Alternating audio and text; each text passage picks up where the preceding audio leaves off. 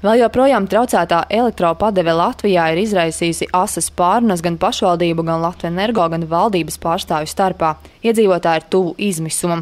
Lai arī šobrīd situācija uzlabojas un, piemēram, Līvānos elektropadeve ir atjaunota, tomēr Reizeknes novadā ir pagasti, kuros cilvēki dzīvo bez elektrības kopš pagājušā gada 30. decembra. Citos pagastos elektrība pazuda jau Ziemassvētkos.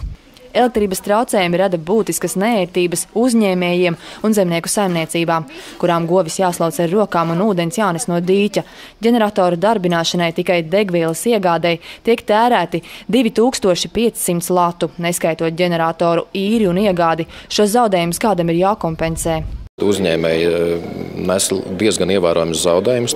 Tātad tie zaudējumi pirmkārt saistīti ar alternatīvas elektroenerģijas padevi, jo jātērē diezgan ievērojami līdzekļi, lai šos ģeneratorus darbinātu.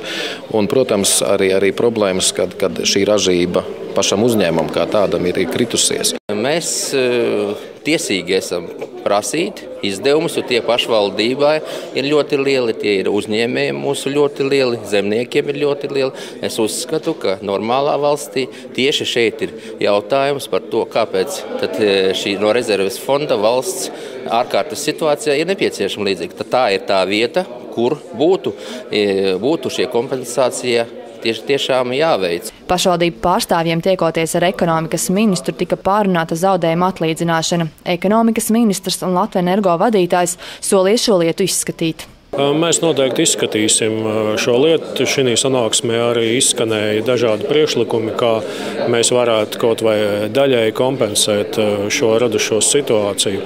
Protams, ka pilnā apmērā to laikam neizdosies.